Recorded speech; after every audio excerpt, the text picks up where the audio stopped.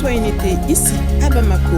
Ils sont 200 jeunes venus de toutes les régions du Mali pour une formation et éducation citoyenne. Les détails avec Benoko Fofana dans ce journal.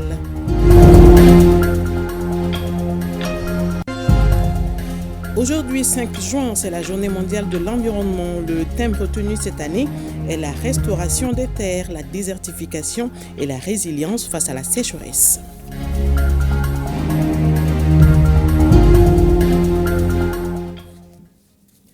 Mercredi 5 juin 2024, mesdames et messieurs, bonjour et bienvenue dans cette édition de 13h.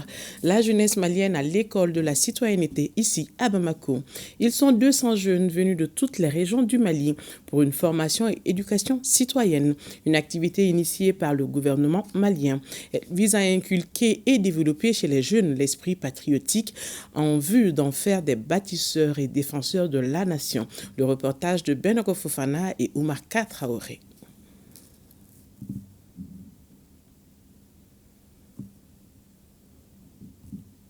Des gouvernants pour être de bons futurs dirigeants. En initiant cette école de citoyenneté, le gouvernement malien répond à un besoin crucial qui se fait ressentir au sein de cette couche.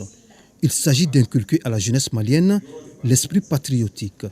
C'est dans cette optique qu'un panel sur les fondements de l'identité nationale est animé par le ministre de la Refondation de l'État. Quels sont les tenants aboutissants de la crise multidimensionnelle qui nous a frappés?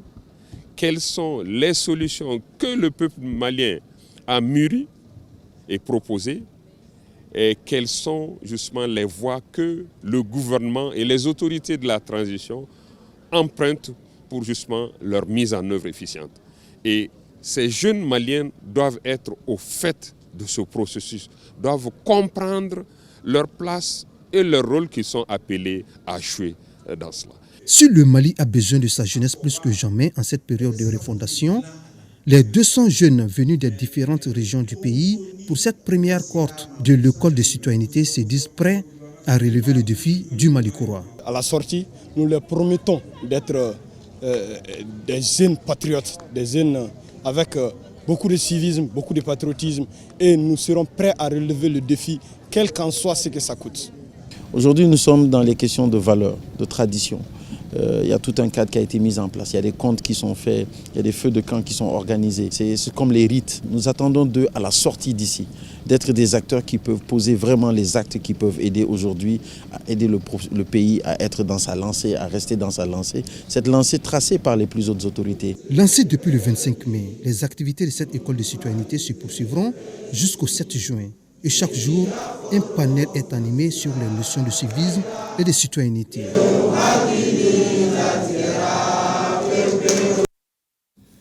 Je vous l'annonçais dans les titres. Aujourd'hui, c'est la journée mondiale de l'environnement. Le thème retenu cette année est la restauration des terres, la désertification et la résilience à la sécheresse. À cette occasion, le ministère de l'Environnement, de l'Assainissement et du Développement durable a adressé un message à la population malienne. Agibou Koulibaly pour les détails. La journée mondiale de l'environnement est une occasion cruciale pour réfléchir sur notre relation avec la nature et prendre des mesures concrètes pour préserver notre planète. Surtout qu'ici au Mali, nous perdons plusieurs hectares de forêt chaque année. Au Mali, la dégradation des terres menace les capacités de résilience des populations en général et des écosystèmes en particulier, car elle impacte négativement les sources de revenus des populations et compromet leur développement socio-économique. Chaque année, nous perdons au moins 100 000 hectares de forêt pour les besoins agricoles et de bois d'énergie, tandis que les superficies reboisées ne dépassent guère les 10 000 hectares. L'impact économique de ces dégradations de terres et les dommages environnementaux sont énormes. Face à ces défis, le gouvernement s'engage fermement à promouvoir des initiatives de reboisement, de gestion durable des terres et de conservation des ressources en eau. Pour inverser la courbe, plusieurs actions ont été initiées, dont la mise en évidence des solutions pour la restauration des terres, la lutte contre la désertification et le renforcement de la résilience des populations à travers différentes initiatives, projets et programmes, notamment l'adhésion du Mali à l'ensemble des conventions internationales sur le climat et la protection de l'environnement, l'organisation à Bamako du premier forum régional sur la sécurité climatique au Sahel, sanctionné par la déclaration dite de Bamako, le lancement en mars 2024 du projet de restauration des terres dégradées d'un montant d'environ 90 milliards de francs CFA, le lancement imminent du portefeuille thématique Climat Sahel, volet Mali, et du projet sécurité climatique dans la région du Koulikoro d'un montant de 11 milliards de francs CFA.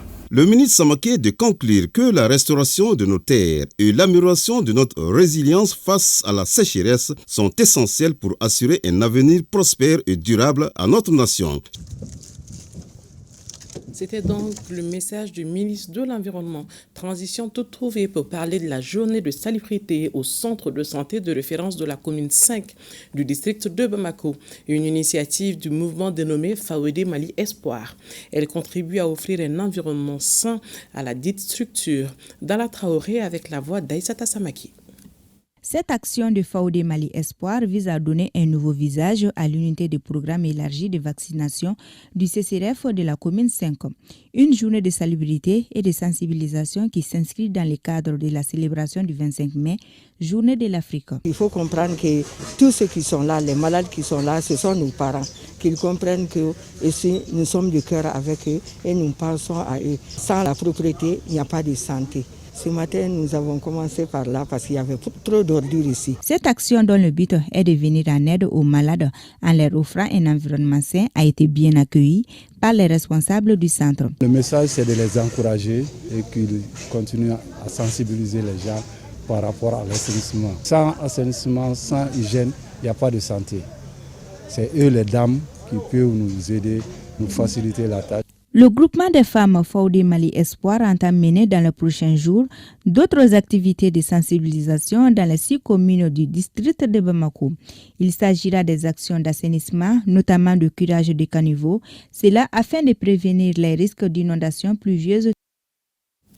L'association des ressortissants et sympathisants de Tombouctou à Bamako voit le secours des populations de Tombouctou en remettant un lot important de médicaments au profit des ASACO et hôpital régional. Il s'agit pour l'association de contribuer au renforcement des soins de santé des femmes et des enfants et autres personnes démunies. Tombouctou, Idrissa Goulou Sissoko. Par ce geste, l'association des ressortissants et sympathisants de Tombouctou à Bamako entend soulager tant soit peu les souffrances des populations. Elle vient de mettre à la disposition des ASACO et l'hôpital régional un lot de médicaments d'une valeur de 13 millions de francs CFA. Parce que nous avons estimé que ces populations aujourd'hui sont dans le besoin. Lorsque vous voyez vos populations en souffrance, ils commencent à retrouver vraiment la paix. Il est bon de leur apporter le maximum en médicaments pour qu'ils puissent vraiment recouvrer leur santé. Voilà ce qui a poussé l'association des ressortissants et sympathisants de Tombouctou à Bamako à faire ce geste. Cette donation permettra de rehausser la qualité des soins offerts par les ASACO au profit des couches les plus vulnérables que sont les femmes et les enfants. Les sentiments sont des sentiments de fierté, de sentiments également de réconfort moral, dans la mesure où nos structures ont besoin de ces médicaments, ainsi que ce matériel adéquat. Parce que ce qui est certain, au niveau de la santé, il faut le plateau technique. Et le renforcement de ce plateau technique va engendrer la qualité des services pour atteindre aujourd'hui la performance, sinon même l'excellence. Après avoir remercié les donateurs, le chef de l'exécutif régional se réjouit des différentes actions menées par cette association au bénéfice des populations de la région. Mon message de ce matin, c'est juste un message de remerciement à l'endroit de l'association des ressortissants de Tombouctou à Bamako. Aujourd'hui, nous avons devant nous un don de médicaments au profit des centres de santé de la ville de Tombouctou à travers la direction régionale de la santé. C'est ce que nous avons aujourd'hui sous la main, mais les membres de cette association œuvrent au quotidien pour le développement, le bien-être de la population de la ville de Tombouctou. Donc je voudrais, au nom des autorités, vous dire merci, vous féliciter et vous encourager encore. Remise symbolique et enlèvement des médicaments ont mis fin à... Tenue à Koutchala d'une session de dynamisation des commissions foncières COFO organisée par l'ONG Ahmed à l'intention des acteurs concernés par la gestion foncière. L'objectif est de favoriser un dialogue constructif entre les acteurs de la justice et les membres des COFO. Le reportage de Brahima Kone. Ces échanges initiés par l'ONG Ahmed ont dans un premier temps permis aux acteurs de la justice, aux membres des commissions foncières COFO et à la société civile de s'entretenir sur le renforcement de la collaboration entre les acteurs formels de la justice et les COFO. Nous sommes dans le cadre d'un projet qui a pour objectif de contribuer à une gestion durable et apaisée du foncier agricole à travers la redynamisation des commissions foncières. La rencontre qu'on tient aujourd'hui a pour objectif de renforcer les capacités des acteurs de la justice et de favoriser un dialogue constructif entre les acteurs de la justice et les membres des commissions foncières. Un juge qui tranche un litige foncier sans commission foncière n'est pas sûr d'avoir une très bonne décision. La commission foncière te dit la vérité. Elle prend son temps, elle cherche la vérité entre Zampé et Mamadou, à qui appartient la propriété. Il faut leur retourner ce pouvoir de décision, ce pouvoir d'investigation pour avoir une très bonne décision. Une seconde cohorte constituée des membres et présidents des commissions foncières communales et villageoises, des responsables de certaines organisations de la société civile, a œuvré pour la dynamisation des COFO. Nous avons constaté qu'il y a un déficit de collaboration entre les commissions foncières et les acteurs de la justice. Donc si l'ONG Ahmed, à travers son initiative, apporte sa contribution dans la résolution de ce problème-là, je crois que c'est une très bonne chose qui va faire avancer, n'est-ce pas, les objectifs que le gouvernement de la République du Mali s'est fixé en matière de politique foncière agricole. La légitimité d'une intervention autoritaire de l'État sur la répartition des droits fonciers est souvent contestée. C'est pourquoi le gouvernement de la République du Mali a inscrit dans ses politiques les questions de sécurisation du foncier agricole et le développement durable comme un défi majeur à relever. Cette initiative de l'ONG Ahmed devra contribuer à résoudre les problèmes d'accès à la terre et aux ressources naturelles, toutes choses qui permettent la bonne marche des politiques de développement. Tenue de la réunion de restitution des résultats de la campagne de vaccination contre la rougeole et rubéole. Objectif, partager les résultats obtenus, recenser les difficultés afin d'améliorer les prochaines campagnes. Le reportage d'Idrissa Diakité. Il s'agissait pour les acteurs de la santé de la région de Caille, au cours de cette réunion de restitution, d'échanger autour des résultats obtenus lors de la campagne de vaccination contre la rougeole, rubéole dans la région de Caille. À l'issue des échanges, on peut noter le bon déroulement de la campagne de vaccination dans les 10 districts sanitaires de la région et les résultats obtenus sont réconfortants. La campagne a concerné tous les 10 districts sanitaires de la région de Caille. Au jour d'aujourd'hui, la région a obtenu une couverture vaccinale de 109,5%, donc ce qui est salutaire et réellement par rapport aux résultats obtenus lors de cette campagne dans la région de Caille.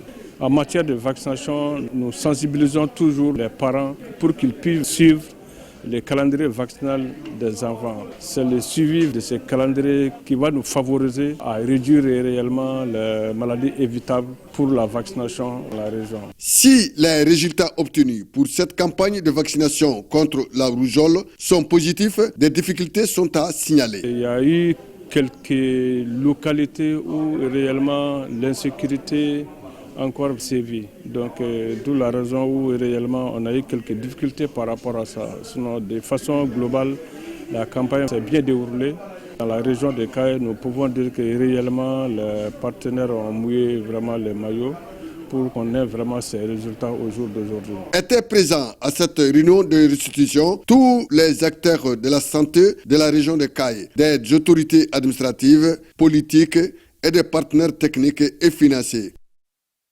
Bonne nouvelle pour la commune urbaine de Nioro.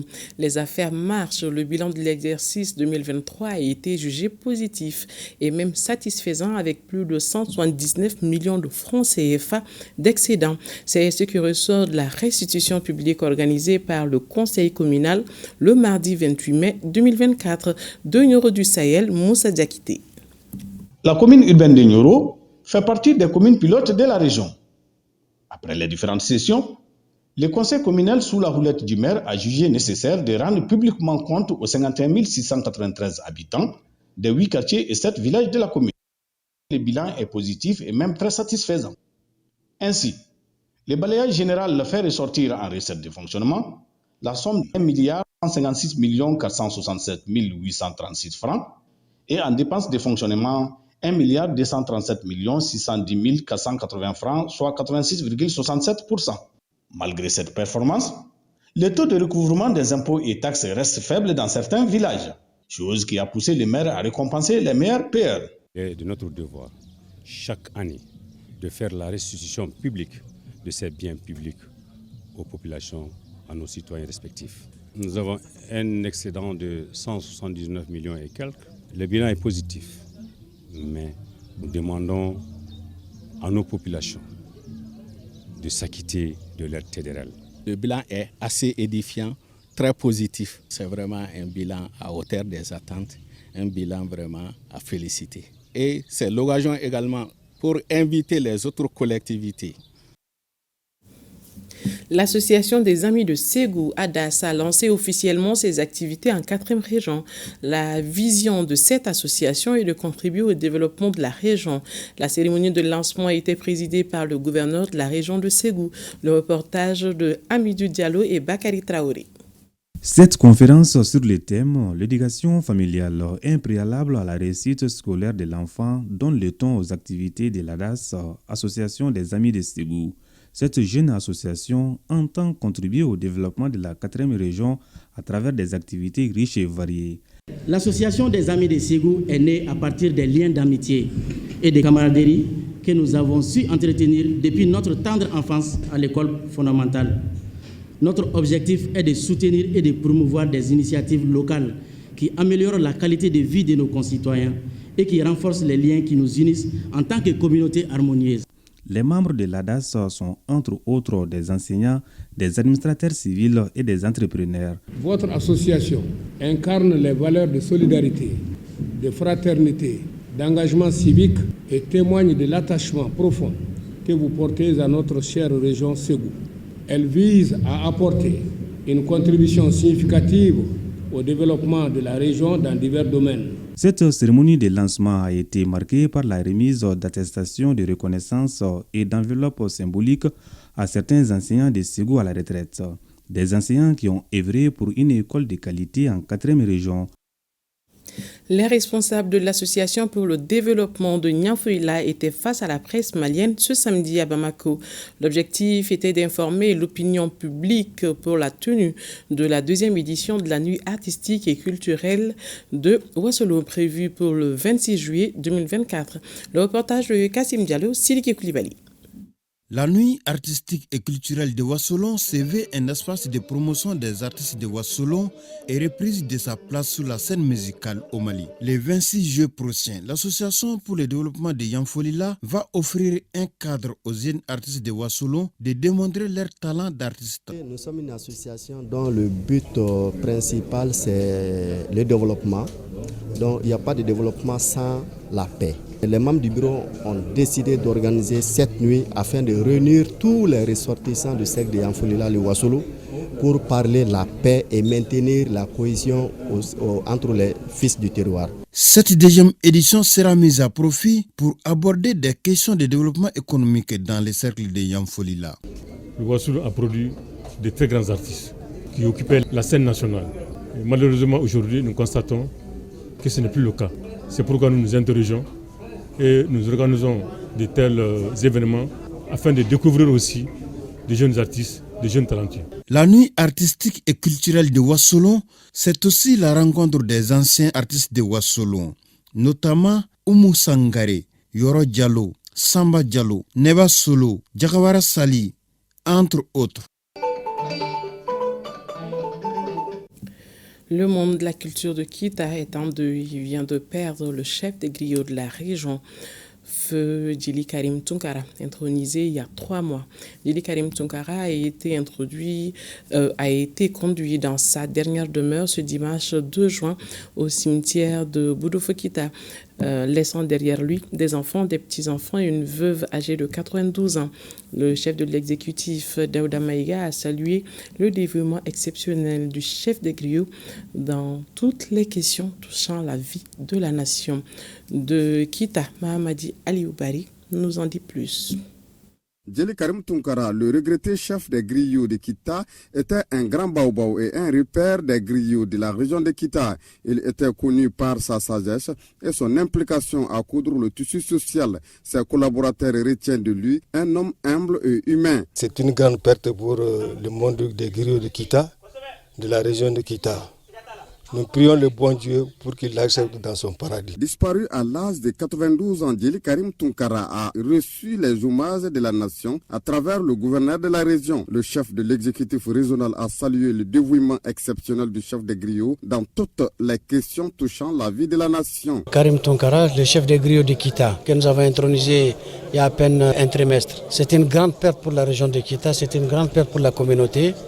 Et nous sommes là, toute l'administration, pour apporter les condoléances des plus hautes autorités et des différents ministères de tutelle, notamment le ministre de l'administration territoriale et de la décentralisation, porte-parole du gouvernement, mais également le ministre en charge de la culture, qui ont exprimé leurs profondes condoléances à l'intention de tous les griots du Mali, notamment ceux de Kita. Djili Karim Tounkara repose désormais au cimetière de Boudoufo, père de 5 enfants et une veuve. Sa dépouille a été accompagnée par sa famille, les griots, artistes, hommes de culture et autorités de Kita inconsolables.